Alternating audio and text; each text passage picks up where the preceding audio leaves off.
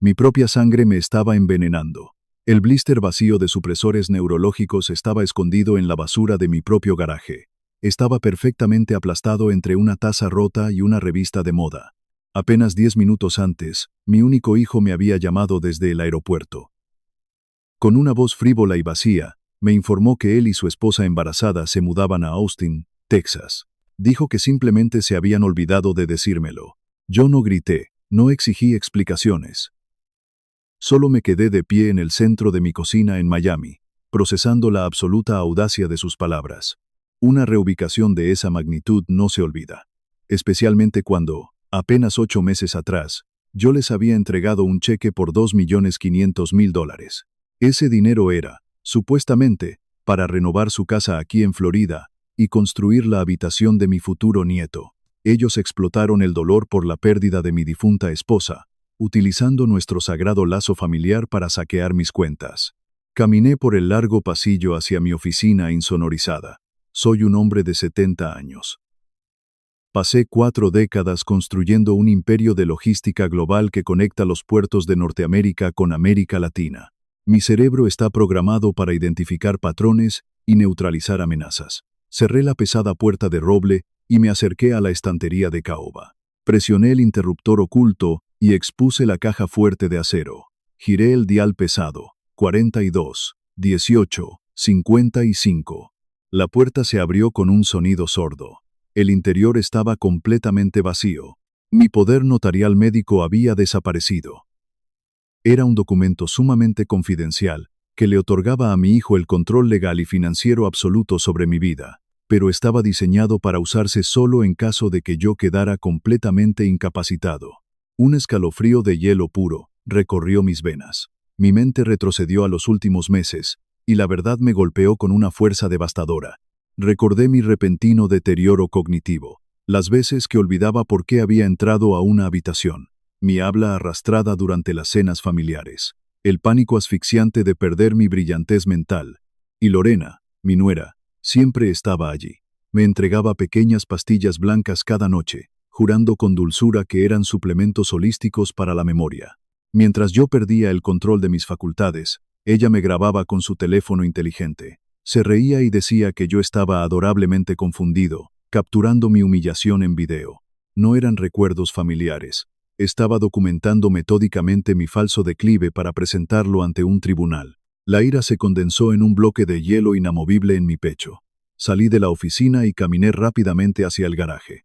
Habían dejado varias bolsas de basura negras apiladas antes de huir a Texas. Rasgué el plástico grueso con mis propias manos, ignorando el olor a comida podrida. En el fondo, encontré el paquete médico sin marcas comerciales. Un código alfanumérico estaba impreso con tinta negra sobre el aluminio. Lo llevé a mi computadora y utilicé una red cifrada para buscarlo en una base de datos farmacéutica restringida. Los resultados aparecieron de inmediato en mi pantalla. No era una vitamina, no era un suplemento orgánico, era un sedante psiquiátrico de grado militar.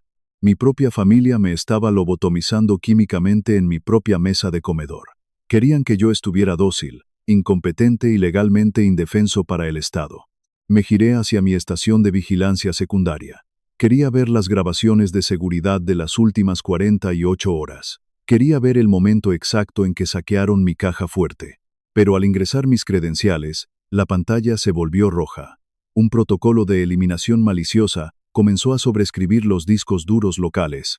Mateo siempre fue inteligente en las adquisiciones corporativas, pero olvidó un detalle crucial sobre el hombre al que intentaba destruir. Antes de ser un titán de la logística, yo fui un arquitecto de seguridad de redes. Yo escribí el código complejo que protege las cadenas de suministro globales de los piratas informáticos de élite. Debajo de mi escritorio, accioné un interruptor físico oculto. La pantalla principal se apagó, cortando la conexión con la red comprometida. Inmediatamente, una conexión directa a un servidor en la nube cobró vida. Estaba enterrado en los cimientos de concreto de la casa, operando en un circuito cerrado. Era completamente invisible e inmune a sus comandos de borrado remoto. Ingresé mis datos biométricos, y el video de alta definición apareció en orden cronológico. Eran la 1 de la madrugada. Mateo y Lorena entraban en mi oficina insonorizada. Mateo sacó una copia de mi llave de latón y abrió la caja fuerte sin dudarlo. Lorena metía mis archivos médicos en una caja de cartón con movimientos rápidos y calculados. Amplifiqué el audio del video para escuchar sus susurros en la oscuridad. La voz de mi nuera resonó fría y venenosa. Ella se burlaba de mí, diciendo que yo era un fósil despistado y que el sedante estaba funcionando perfectamente. Afirmó que, para cuando yo me diera cuenta de la realidad, estaría encerrado para siempre en un pabellón de cuidado de la memoria. Mateo no la detuvo. Mi propio hijo, el niño que crié con absoluto honor y lealtad, simplemente asintió. Iban a utilizar el sistema judicial para secuestrarme legalmente y apoderarse de todo mi imperio. No llamé a la policía. Un fraude corporativo de esta magnitud, perpetrado por tu propia sangre, requiere una aniquilación absoluta, no un simple arresto. Llamé a Ignacio. Él no es un abogado de testamentos común y corriente. Es un estratega despiadado, que opera exclusivamente en litigios comerciales de alto riesgo y tomas de control hostiles. A las 2 de la madrugada, Ignacio cruzó la puerta de mi estudio. Le mostré las pastillas y el registro de seguridad. No hubo lágrimas ni lamentos. Ignacio no ofreció consuelo emocional. Simplemente abrió su computadora portátil cifrada y comenzó a buscar el rastro digital de mi capital robado. 15 minutos después, detuvo el movimiento rápido de sus dedos. Me mostró un documento de registro de la propiedad en el condado de Travis, en Texas. Era una mansión ultramoderna y lujosa en una comunidad cerrada muy exclusiva. El precio de compra era exactamente $2.400.000. Fue pagada en efectivo hace apenas 3 días, pero el nombre de mi hijo no aparecía en ninguna parte de las escrituras. La vasta propiedad estaba registrada a nombre de una sociedad de responsabilidad limitada controlada exclusivamente por Lorena. La historia de las renovaciones en Miami fue una mentira calculada desde el principio. Ignacio no se detuvo ahí. Su rostro se endureció mientras accedía a los registros bancarios federales para revisar mi portafolio de bienes raíces comerciales en el centro de la ciudad. Eran edificios de oficinas y espacios comerciales de lujo. Esas propiedades eran la base tangible de mi riqueza, separadas de mi compañía de software de logística. De repente, la sala insonorizada se sumió en un silencio denso y asfixiante. El color desapareció por completo del rostro de mi abogado, dejándolo inusualmente pálido. Ignacio levantó la vista, y por primera vez en 15 años de conocerlo, vi un terror absoluto en sus ojos oscuros. Respiró hondo y me miró fijamente. Su voz, normalmente tan autoritaria, salió en un susurro grave y controlado. Pronunció palabras que alterarían mi realidad para siempre. Mateo no solo había robado el efectivo original. Utilizando el poder notarial médico robado, mi hijo acababa de apalancar la totalidad de mi imperio comercial de bienes raíces para extraer un préstamo fraudulento por $10 millones. El silencio pesado que siguió a esa revelación en mi estudio insonorizado fue roto de repente por el tono brillante y alegre de mi teléfono celular. La pantalla iluminó la madera oscura de mi escritorio, mostrando una videollamada entrante de mi hijo. Ignacio me miró fijamente desde el otro lado de la habitación, con los ojos entrecerrados en una expresión de advertencia silenciosa. Acabábamos de descubrir el monumental fraude de $10 millones. La herida de su traición absoluta estaba sangrando, ardiendo con una intensidad fría y volátil. Sin embargo, en este momento exacto, mi sangre llamaba para interpretar su papel en la gran ilusión teatral que habían construido tan meticulosamente. Tomé 3 respiraciones largas y deliberadas, forzando a mi corazón a volver a un ritmo lento y medido. He pasado más de 30 años quebrando a depredadores corporativos despiadados en Miami y América Latina. Sé exactamente cómo ocultar mis verdaderas intenciones detrás de una expresión perfectamente en blanco. Pero esto no era un negocio. Esta era la profanación del valor más sagrado de nuestra cultura. En nuestra familia, el respeto al patriarca es absoluto. Pero mi hijo había desechado su lealtad por una codicia repugnante. Extendí la mano y bajé la luz de la pequeña lámpara de latón, dejando mi rostro en sombras clementes. Dejé que mis hombros se encorvaran hacia adelante, adoptando la postura frágil y derrotada de un anciano roto. Relajé la mandíbula, permití que mis ojos se desenfocaran en una neblina fabricada, y finalmente presioné el botón verde para aceptar la conexión de video. La pantalla de alta definición parpadeó, mostrando los rostros brillantes y sonrientes de Mateo y Lorena. «Hola papá», dijo Mateo, con una voz que resonaba con un entusiasmo falso y fabricado que me revolvió el estómago. Solo queríamos llamarte para ver cómo estabas. Nos estamos instalando en el nuevo lugar. Busqué en los rasgos familiares de mi único hijo cualquier rastro microscópico de culpa. No había absolutamente nada. Sus ojos estaban claros y completamente vacíos de remordimiento. Noté que el fondo detrás de ellos estaba rígidamente encuadrado. Estaban posicionados contra una pared beige sencilla, con un solo cuadro barato de un paisaje desértico. Era un ángulo de cámara altamente calculado, diseñado intencionalmente para ocultar la grandeza de la mansión de Texas que mi dinero robado acababa de comprar. Es solo un alquiler muy modesto, valeriano, intervino Lorena, con su voz goteando esa misma preocupación artificial y almibarada que usaba cuando me entregaba los sedantes. No es nada lujoso, pero es seguro para el bebé mientras resolvemos las cosas. ¿Cómo te sientes hoy? ¿Recordaste comer algo? La pura audacia inofensiva de su pregunta casi rompió mi fachada cuidadosamente construida. Ella estaba comprobando si la niebla cognitiva severa de su régimen químico tóxico todavía me mantenía cautivo. Estaba sondeando mis defensas mentales, buscando cualquier señal de claridad. Dejé que mi boca colgara un poco abierta. Parpadeé varias veces en una sucesión rápida y exagerada, imitando perfectamente la desorientación profunda que había sentido genuinamente unas semanas atrás.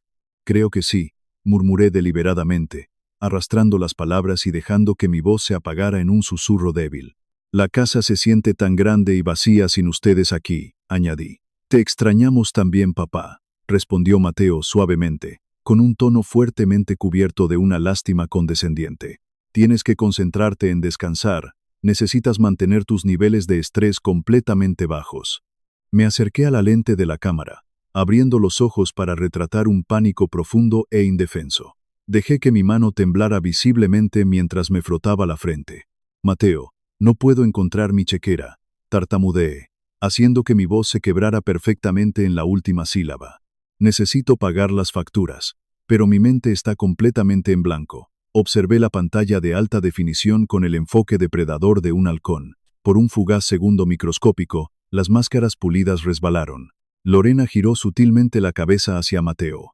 Una sonrisa aguda y triunfante cruzó brevemente sus labios. Ella realmente creía que su lobotomía química había destruido pacientemente mis facultades mentales. Papá, por favor no te preocupes por las facturas, dijo Mateo, hablándome como si yo fuera un niño confundido. Te dije antes de irnos que tengo todo bajo control. Configuré los pagos automáticos para que no tengas que estresar tu cerebro. Solo relájate y déjanos hacer el trabajo pesado.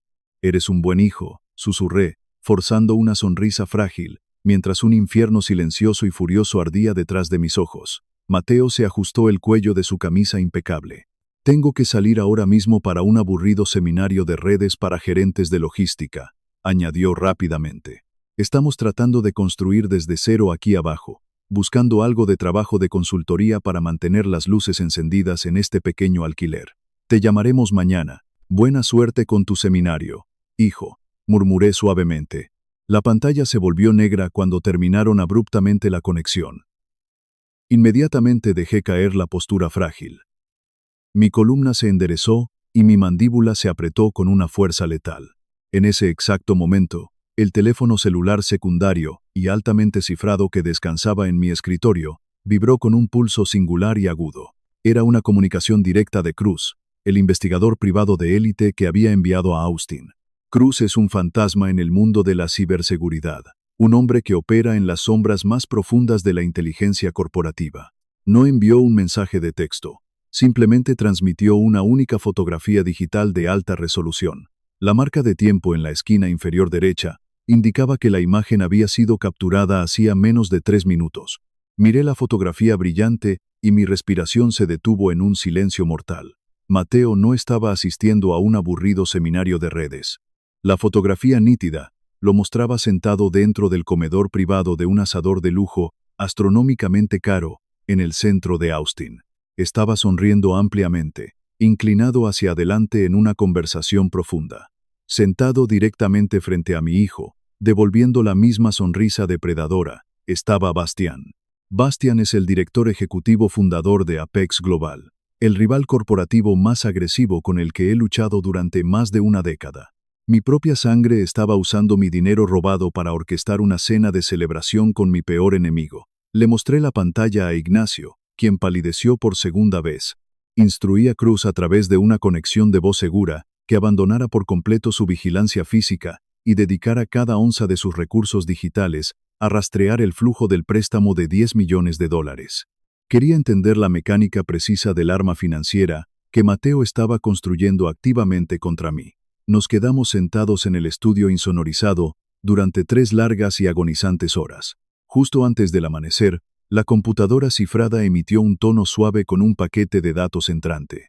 Cruz había evitado los cortafuegos bancarios iniciales y rastreado las transferencias a través de un complejo laberinto de cuentas de retención. Los $10 millones finalmente se habían depositado en una cuenta operativa principal, registrada a nombre de una corporación recién formada en Texas. La entidad se llamaba Lone Star Logistics. Mi pecho se apretó dolorosamente al leer los documentos de incorporación que Cruz había logrado asegurar. Mateo figuraba como el fundador y director ejecutivo de Lone Star Logistics. No solo estaba robando mi dinero para vivir una vida lujosa, estaba lanzando un competidor directo y fuertemente financiado contra el trabajo de toda mi vida. Pero la depravación de su plan era mucho más profunda. Cruz había descubierto un contrato de adquisición confidencial pendiente, enterrado en los archivos digitales de la nueva corporación. Mateo estaba utilizando los 10 millones para ejecutar una compra masiva de una filial crítica propiedad exclusiva de Apex Global. Al comprar esta filial específica, mi hijo estaba adquiriendo una infraestructura logística masiva y altamente rentable, posicionada directamente en el corazón de mis territorios del sur. Tenía la intención de canibalizar mis contratos de clientes de larga data, socavar mis rutas de envío y desangrar mi empresa hasta que no quedara absolutamente nada. Era una estrategia perfectamente ejecutada de aniquilación financiera total. Pero incluso mientras la realidad de su traición se asentaba sobre mí, Cruz inició un protocolo digital secundario y mucho más invasivo. Me informó que se había infiltrado silenciosamente en la huella digital personal de Lorena. Dado que ella era la titular legal de la mansión, Cruz sospechaba que estaba manejando los aspectos más logísticos de su conspiración. Lorena había cometido el error arrogante de usar las mismas contraseñas débiles y predecibles de siempre. En cuestión de minutos, Cruz obtuvo acceso irrestricto absoluto a toda su bandeja de entrada. La búsqueda arrojó un resultado altamente alarmante. No era un mensaje enviado, era un borrador de correo electrónico profundamente enterrado, esperando la aprobación final antes de ser enviado. La dirección del destinatario pertenecía a un juez muy prominente del Tribunal de Familia en Austin. Mis manos comenzaron a temblar levemente mientras me inclinaba más cerca del monitor brillante. El mensaje contenía una narrativa clínica detallada, que describía cuidadosamente mi supuesto deterioro cognitivo rápido. Afirmaba falsamente que yo era completamente inmanejable y que representaba un peligro físico grave e inmediato para mí mismo. Se basaba en gran medida en los videos editados y fuera de contexto que Lorena había grabado en secreto. El horror absoluto de su plan cristalizó en mi mente cuando mis ojos se desviaron hacia la línea de asunto. Decía, petición de tutela de emergencia. Valeriano completamente incapacitado. No solo intentaban robar mi dinero y destruir mi legado corporativo. Se movían activamente para declararme legalmente incompetente, despojarme de mis derechos humanos y enterrarme físicamente vivo en un pabellón psiquiátrico cerrado para siempre. El denso silencio en la habitación fue destrozado por Ignacio golpeando su mano contra el escritorio de caoba. Nunca había visto a mi estoico abogado perder la compostura, pero la pura realidad del correo electrónico interceptado superó sus límites. Ignacio comenzó a explicar la realidad brutal y absolutamente despiadada de las leyes de tutela interestatales de Texas. Era un vacío legal aterrador que mi hijo estaba explotando con precisión quirúrgica. Si Mateo presentaba esa petición al juez, desencadenaría un protocolo de extracción médica de emergencia. La policía de Texas coordinaría legalmente con la policía de Miami para cruzar las líneas estatales, derribar mi puerta principal y apoderarse de mí por la fuerza. No se me daría la oportunidad de hablar con un abogado. Sería transportado de inmediato bajo guardia armada a una instalación estatal en Texas. Una vez que esas puertas de acero se cerraran detrás de mí, Mateo obtendría el 100% del control legal sobre cada cuenta bancaria y propiedad que construí. Dejaría de existir legalmente. El terror asfixiante de su elaborada trampa me invadió, frío y paralizante. Ignacio tomó su teléfono cifrado de inmediato. Dijo que necesitábamos contactar a la Oficina Federal de Investigaciones en este mismo segundo. Argumentó apasionadamente que teníamos pruebas digitales más que suficientes para arrestarlos por fraude electrónico masivo y falsificación, congelando las cuentas antes de que avanzaran. Levanté la mano lentamente con la palma hacia afuera, deteniendo sus movimientos frenéticos al instante. Absolutamente no quería a las autoridades federales involucradas. No quería una batalla legal prolongada donde Mateo pudiera contratar abogados defensores costosos y hacerse la víctima incomprendida ante la prensa. Llamar a la policía por un simple cargo de fraude se sentía como un insulto a la tremenda magnitud de su traición. El fraude simple es un riesgo corporativo manejable, pero lo que hizo mi hijo fue un acto calculado de guerra imperdonable. No quería que simplemente lo arrestaran. Quería una aniquilación catastrófica y absoluta. Quería desmantelar a fondo su existencia en el mismo campo de batalla despiadado que él había elegido con tanta arrogancia. Quería que viera cómo su imperio robado se convertía en cenizas inútiles en sus propias manos mucho antes de que viera el interior de una celda de prisión. Me volví hacia la conexión de voz segura con Cruz, ordenándole que detuviera las maniobras defensivas. Le ordené que preparara mi avión privado Gulfstream para una salida inmediata y sin registro.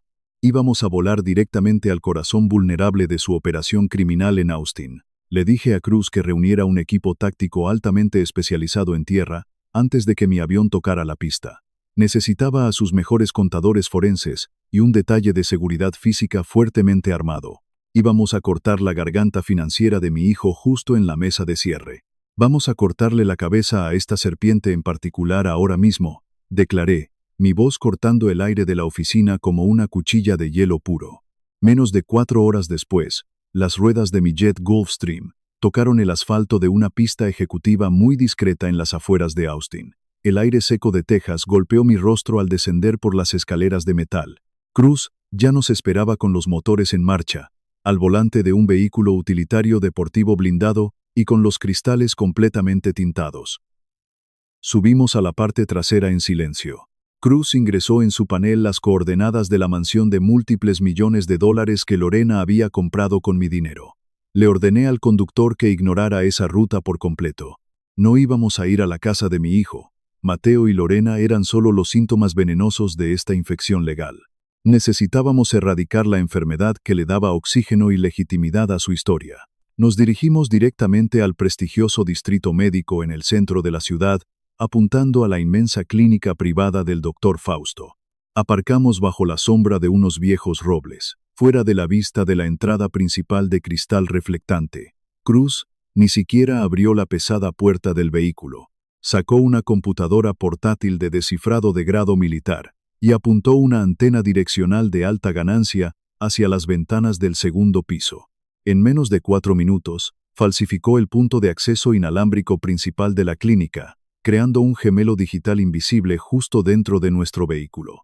Una asistente administrativa descuidada conectó su dispositivo móvil a nuestra red fraudulenta. Ese error inocente le dio a Cruz acceso irrestricto absoluto a los servidores internos del exclusivo centro médico. Las líneas de código complejo descendieron rápidamente por el monitor oscuro mientras Cruz buscaba mi nombre. Descargó el archivo médico clasificado de inmediato. Los documentos eran impecables, detallados y completamente fabricados.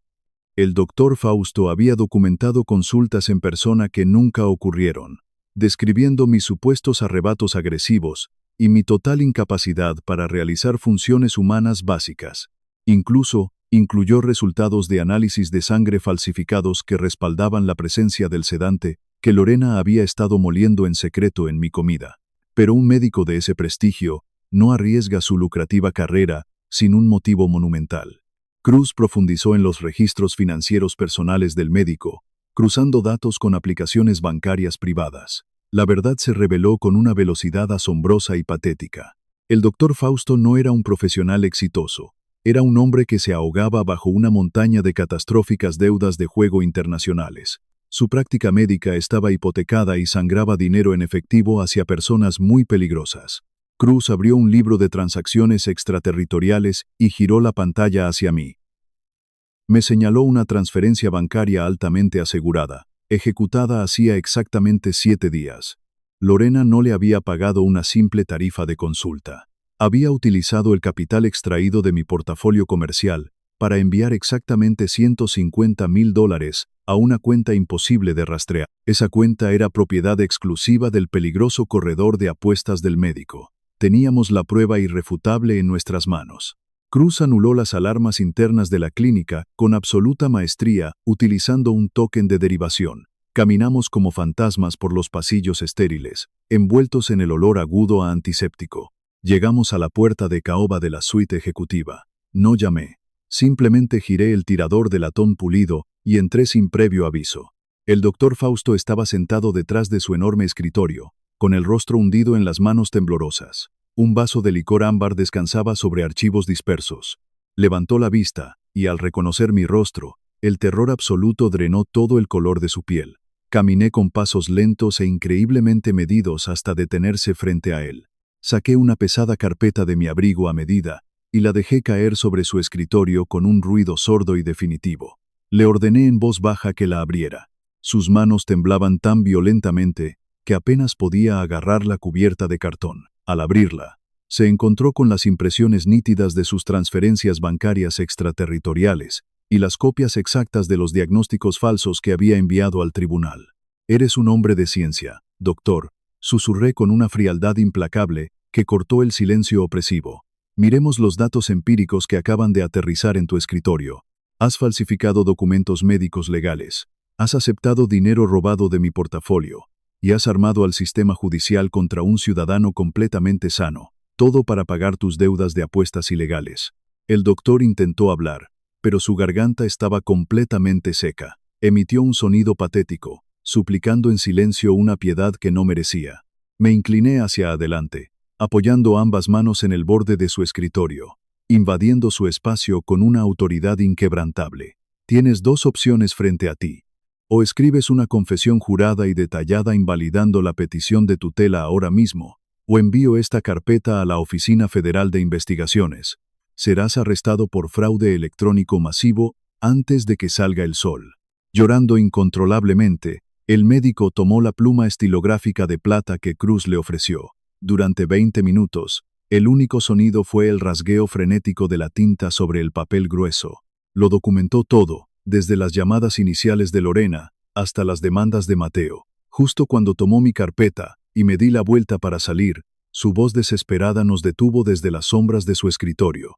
Nos suplicó que escucháramos una última cosa. Nos reveló que Mateo y Lorena iban a adelantar la adquisición financiera para esa misma noche. Iban a firmar la compra hostil de $10 millones organizando una gala fastuosa en su nueva mansión. Volvimos a una casa de seguridad ejecutiva que Cruz había reservado. Ignacio nos esperaba, caminando nerviosamente por el piso de madera dura, con el teléfono pegado a la oreja. Estaba aterrorizado por la vulnerabilidad de nuestro capital. Me explicó que Mateo iba a firmar los documentos con Apex Global mañana por la noche. Una vez que esa firma se estampara y se iniciara la transferencia masiva, recuperar el dinero requeriría meses de litigios federales brutales. Me serví un vaso de agua fría y lo miré con absoluta tranquilidad. Le dije que solo estaba analizando la arquitectura superficial de mi portafolio, la estructura corporativa que dejé intencionalmente visible. No construyes un imperio logístico de miles de millones de dólares sin diseñar un mecanismo de seguridad catastrófico.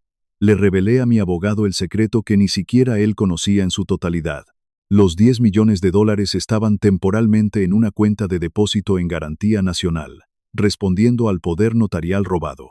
Pero la infraestructura fundamental de mis bóvedas líquidas estaba vinculada a un fideicomiso soberano ciego, alojado en servidores fuera de línea en los Alpes suizos. Yo personalmente codifiqué un mecanismo de defensa en esa arquitectura. Lo llamo la cláusula de la píldora envenenada.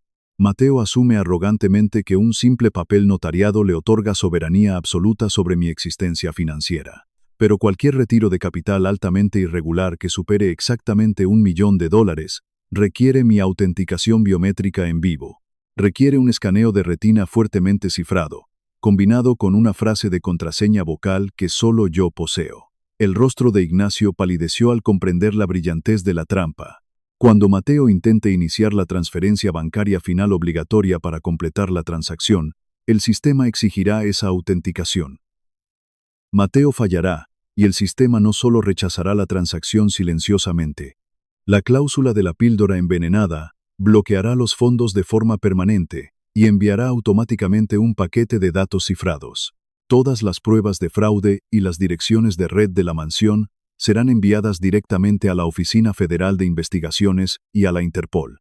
A la noche siguiente, la humedad pesada de Texas descendió sobre nosotros.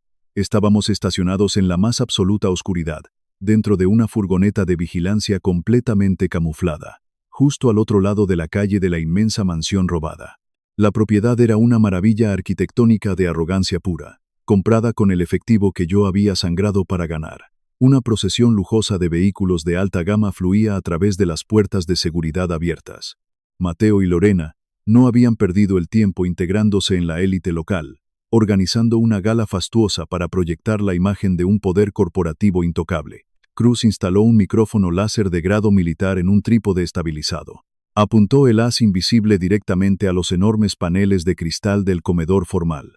La sofisticada tecnología traducía las microvibraciones del vidrio, causadas por las voces humanas en el interior, en un audio digital de una claridad cristalina.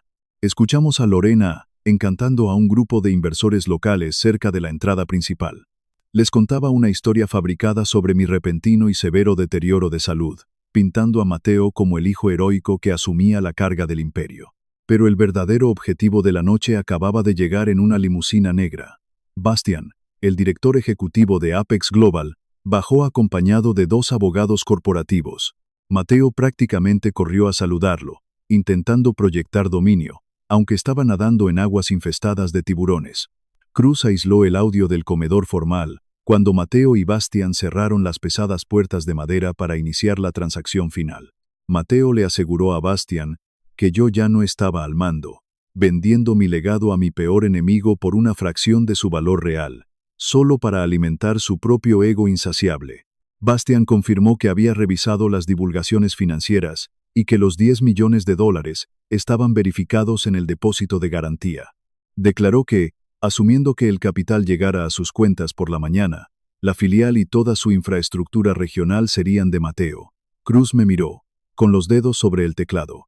Si ejecutábamos el bloqueo digital secundario en ese momento, podríamos detener la transferencia antes de que la pluma tocara el papel. Negué con la cabeza lentamente, mirando las ventanas brillantes. Quería que caminaran por su propia voluntad hacia la trampa federal. Un sonido agudo y claro perforó la transmisión de audio.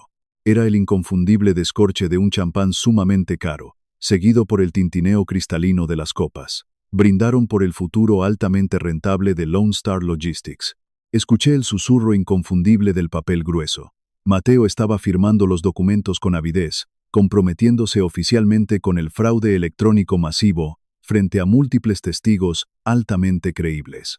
Bastian anunció que los contratos estaban completamente ejecutados y que solo necesitaba la autorización final para liberar los fondos. Escuché a Mateo acercar su computadora portátil, con el sonido de sus dedos golpeando las teclas resonando en nuestra furgoneta. Era el sonido de un hombre dando un paso ciego hacia un acantilado fatal. Mateo anunció con orgullo que estaba procesando la transferencia en ese mismo instante. Abrí la carcasa de mi computadora táctica cifrada, iluminando el interior oscuro de la furgoneta con una luz fría y pálida. Accedí a la terminal de comunicación fuera de línea que conectaba directamente con Suiza. No escribí ningún saludo. Simplemente adjunté la captura digital de su intento de transferencia, combinada con su poder notarial falsificado, y presioné la tecla de envío. El protocolo de la píldora envenenada despertó en la red financiera global con una eficiencia aterradora. Observé el monitor de vigilancia, esperando que la devastadora onda de choque digital llegara físicamente a la mesa del comedor. El pesado silencio en la habitación se prolongó durante 30 agonizantes segundos mientras la aplicación bancaria procesaba la solicitud masiva. Pude ver el momento exacto en que el código de error rojo y fatal se materializó en la pantalla de Mateo. Mi hijo frunció el ceño profundamente, inclinándose hacia adelante con nerviosismo. Golpeó el teclado frenéticamente, intentando actualizar el portal bancario, ignorando por completo que acababa de iniciar su propia ejecución federal. Bastian lo observó con ojos fríos. El veterano depredador corporativo se inclinó hacia atrás en su silla de cuero. y su arrogante sonrisa se desvaneció lentamente. Le preguntó a Mateo si había algún problema de autorización con los 10 millones de dólares. Mi hijo tragó saliva con dificultad. Su frente comenzó a brillar con una fina capa de sudor frío. Mintió desesperadamente, diciendo que era solo un retraso de seguridad de rutina y que el banco lo resolvería por la mañana. Pero Bastian no era un hombre ingenuo. Le advirtió con voz cortante que él no firmaba contratos de adquisición masiva, basándose en promesas de demoras matutinas. Mientras Mateo golpeaba su teclado en un pánico ciego, ignoraba que el protocolo de seguridad no solo había bloqueado esa cuenta en particular. La píldora envenenada había cortado agresivamente todas y cada una de las conexiones financieras vinculadas a sus documentos falsificados. Su imperio robado se estaba apagando en tiempo real, mientras mi hijo intentaba calmar a su furioso rival en el aislamiento del comedor. Una crisis pública y humillante se desataba en el gran vestíbulo de la mansión. A través del micrófono láser, escuchamos al gerente de la empresa de catering acercarse nerviosamente a Lorena. Ella estaba rodeada de inversores adinerados, riendo con una copa de vino tinto en la mano. El gerente bajó la voz a un susurro tenso, pero nuestro equipo captó cada sílaba destructiva. Se disculpó por la inconveniencia, pero le informó que no podían procesar el cargo de $50,000 por el evento. Le explicó que su exclusiva tarjeta negra no solo había sido rechazada por fondos insuficientes. El banco emisor les había ordenado confiscar el plástico inmediatamente y contactar al Departamento Federal de Fraudes. Lorena se quedó helada en un silencio incomprensivo. La pesada copa de cristal tembló en su mano, salpicando el vino caro sobre su vestido de diseñador. Abrió la boca para reprender agresivamente al gerente por avergonzarla frente a su nuevo círculo social. Pero antes de que una sola palabra de su venenosa arrogancia pudiera escapar, un sonido aterrador destrozó la elegancia de la noche.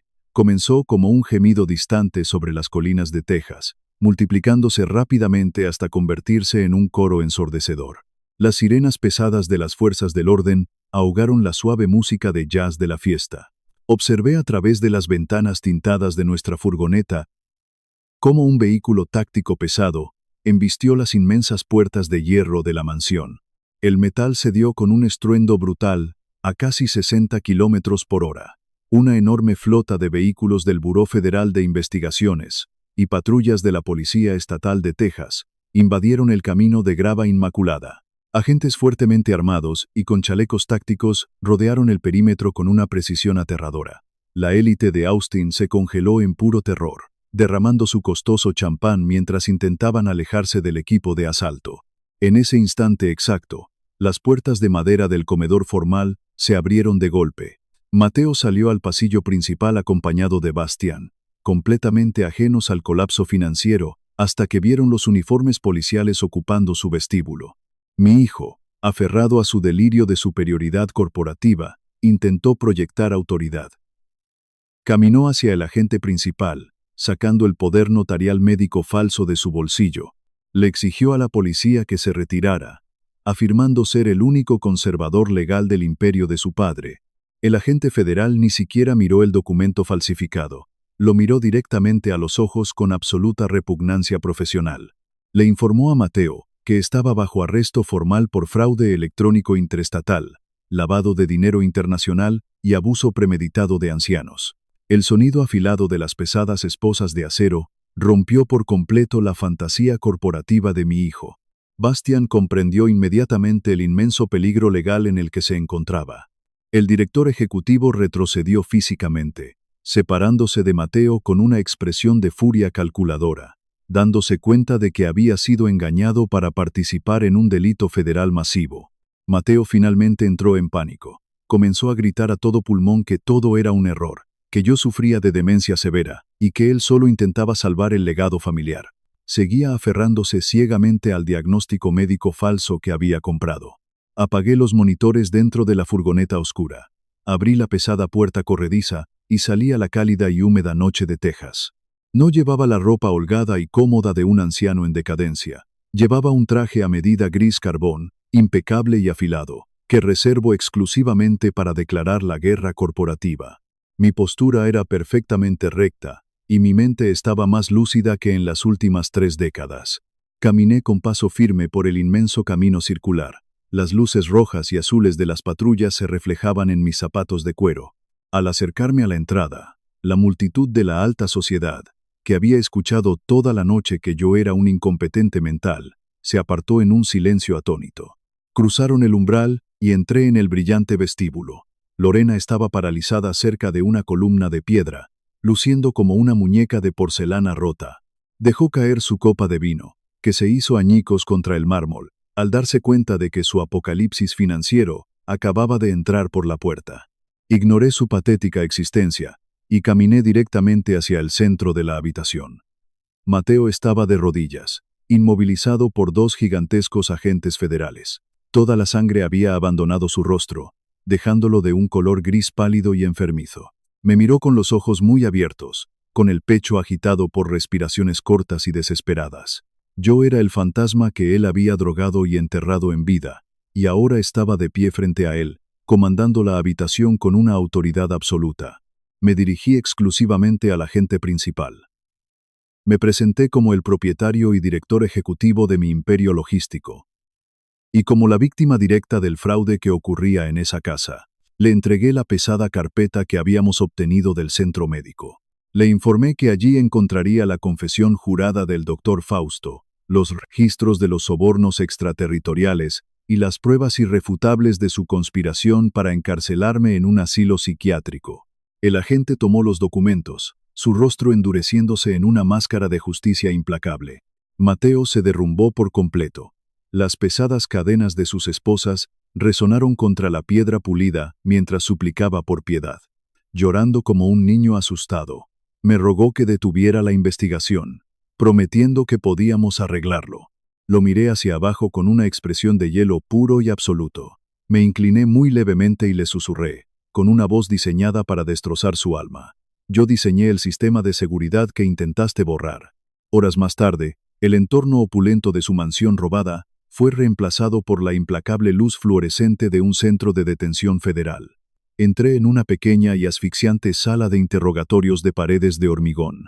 Mateo y Lorena estaban sentados al otro lado de una mesa de aluminio atornillada al suelo. El costoso esmoquín de mi hijo estaba arrugado y deshecho. El vestido de diseñador de mi nuera parecía absurdo en ese ambiente estéril y gélido. Cuando entré, el instinto básico de supervivencia de Mateo superó cualquier lealtad matrimonial. Con una voz frenética, me juró que el plan había sido idea de su esposa. Afirmó que ella fue quien compró al médico, manipuló los sedantes y orquestó la tutela médica a mis espaldas. Lorena lo miró con absoluta incredulidad, horrorizada por la rapidez con la que su esposo la arrojaba a los lobos federales. Inmediatamente después, ella recurrió a su último y más desesperado escudo emocional. Llorando con histeria, me recordó que estaba embarazada y me suplicó piedad por el bien de mi único nieto. Mi corazón no se ablandó en lo más mínimo. Ese intento de manipulación emocional solo solidificó mi decisión de aislar a una criatura inocente de ese nivel de toxicidad humana. El familismo es sagrado, pero la lealtad debe ganarse, no exigirse como un rescate. No pronuncié una sola palabra de consuelo. Simplemente saqué 2 documentos legales de mi abrigo y los deslicé por la mesa de aluminio hasta que tocaron sus esposas de acero. Eran los formularios formales de quiebra corporativa de su empresa fraudulenta y el aviso de ejecución hipotecaria inmediata de la mansión. Se quedarían absolutamente sin nada. Me di la vuelta y salí de la habitación, dejando que la pesada puerta de acero se cerrara con un golpe definitivo. Días después, el aire cálido y familiar de Florida llenó mi inmensa oficina en el piso 50 de mi sede corporativa en Miami. El océano brillaba bajo el sol de la mañana, un recordatorio constante de las rutas comerciales que construí desde cero. Ignacio estaba sentado frente a mi escritorio de caoba. Mi abogado había preparado la extensa documentación legal requerida para extirpar permanentemente a Mateo de mi vida. Eliminé el nombre de mi hijo de todos los fideicomisos familiares, cartas corporativas y documentos de sucesión. Ya no era mi heredero. A los ojos de la ley y de mi imperio, se había convertido en un completo extraño que enfrentaba décadas de prisión federal. Sin embargo, me negué a permitir que un niño inocente pagara por la atrocidad moral de sus padres. Le ordené a Ignacio establecer un fideicomiso nuevo, hiperseguro y completamente blindado, dedicado exclusivamente al nieto que estaba por nacer. Las estipulaciones de ese fondo eran inflexibles. El capital solo podría utilizarse para educación verificada y gastos médicos críticos. Nombré a Ignacio como el administrador absoluto. Mateo y Lorena jamás tendrían el poder legal para tocar un solo centavo de esa inmensa riqueza. Finalmente, tomé mi pluma estilográfica de oro y firmé el último contrato de la mañana. Era el ascenso oficial de Rafael, mi leal y brillante ejecutivo, al puesto de director de operaciones. Rafael había trabajado incansablemente a mi lado durante 15 años. No compartía mi sangre, pero poseía el honor inquebrantable que mi propio hijo despreció. Mi imperio logístico quedaba en manos firmes y leales. Guardé la pluma, me recosté en mi pesada silla de cuero y me serví un generoso vaso de whisky escocés de 20 años. Observé el horizonte de Miami, la ciudad que me vio llegar con nada más que ambición. El dolor sordo de la traición aún latía en lo profundo de mi pecho. Construimos nuestras vidas para proteger a nuestra sangre, pero a veces, la supervivencia exige que construyamos muros de hierro para protegernos de ellos. Levanté el vaso de cristal en la soledad de mi santuario. La infección había sido erradicada. Mi mente era mía otra vez, y mi imperio permanecería intocable hasta el final de mis días.